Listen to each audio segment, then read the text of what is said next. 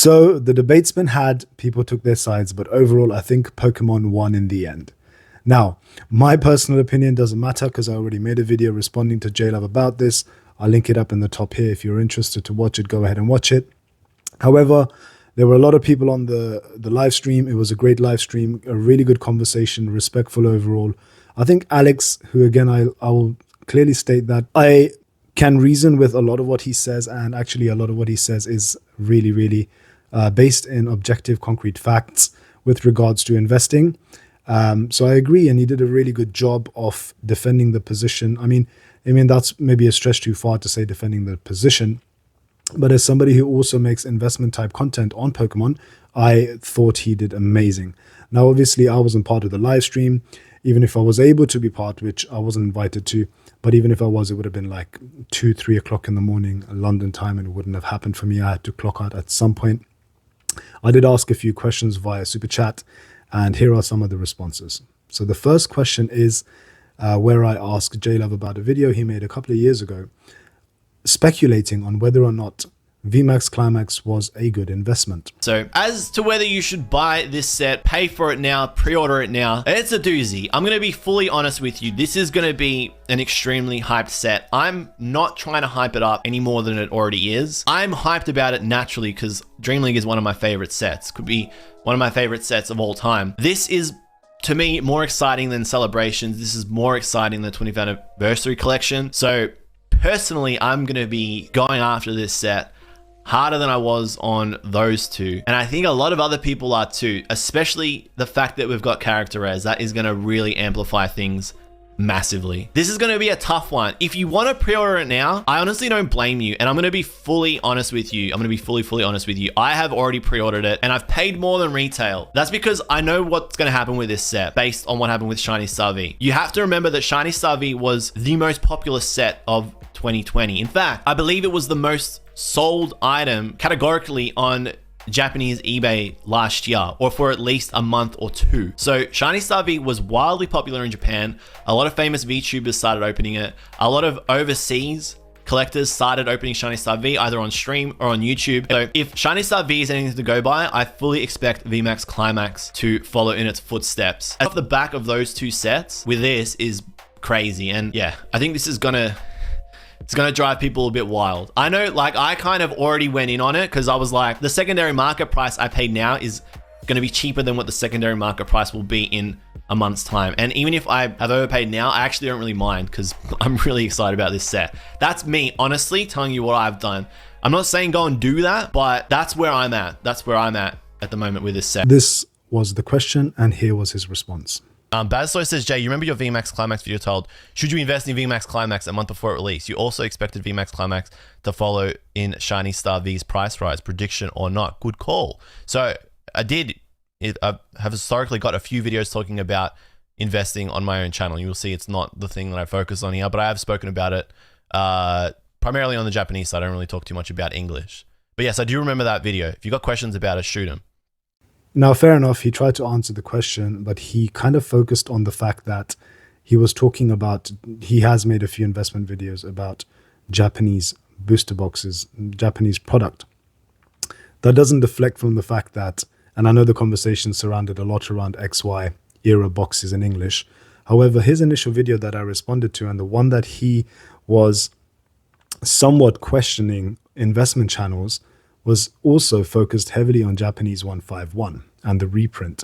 So it kind of doesn't go hand in hand, the fact that you already made the video about Japanese 151 and brought in the whole investment channel debate. But then when you get questioned on the fact that you've now already made videos similar to like the ones where like Pokebeard was highlighted in the video as somebody who was speculating on the popularity of a set before it came out, but you did exactly the same thing. Then you got a set that comes out in a month. This one hasn't even come out yet. Twilight Masquerade. Set hasn't even hit the shelves yet. And you already got people talking about whether it's going to be a good investment or a bad investment. My brother, let the thing come out before you start talking about whether it's going to make you a whole lot of money or not. However, I mean, you did address it, but I don't think that it was a good enough job. It was kind of deflected a bit and just passed over as like, yes, I've done it, but with. Pokemon Japanese product, but it's pretty much the same thing across the board. So I am seeing your messages there in the chat. I am seeing one from there from Baz Toys talking about the total sub boils coming out. I'm seeing a lot of discussion about the total sub count on these investor channels being so small compared to how many fans there are globally. And like I said, I think you guys are severely understanding the power of social media and how impressionable people are from all ages, not just adults, but kids too. So as you can see in the next question, I ask him, the premise of some of his video was that people that make investment channels and make investment type videos in Pokemon can sway the market, okay, and can sway popularity. By and large, my argument, or should I say my point of view, is that there's not that many of us. The total view count or the total subscriber base for people that make Pokemon investment related content across the globe is very, very small, okay. He did also mention Rudy from Alpha Investments. I mean, Rudy's an outlier in all of this. He's probably one of those investment channels that has quite a large reach. We're talking, 350, nearly 400,000 subs.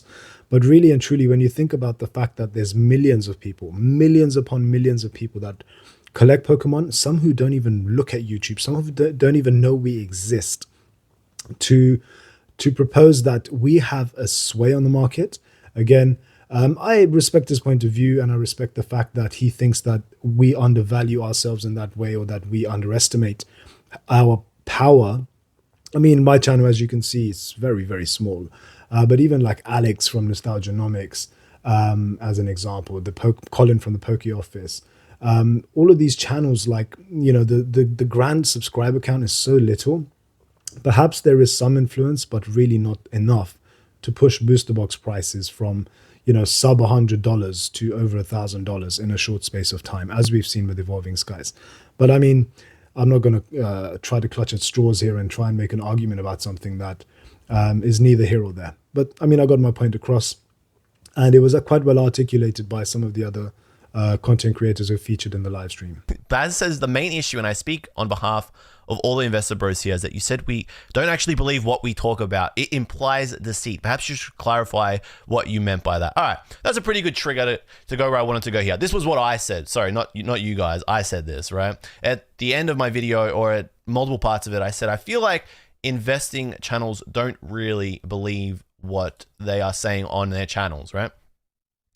And that comes from the general feeling of disingenuity that I get from a lot of these channels. Now, whether it is actual deceit, so, you guys are actually have an agenda that I don't know about, and I'm assuming poorly of you, or it's people that are or creators, they're talking about investing, they're kind of ignorant to the risk or conveniently not discussing the risks. I still think that is something that is definitely present.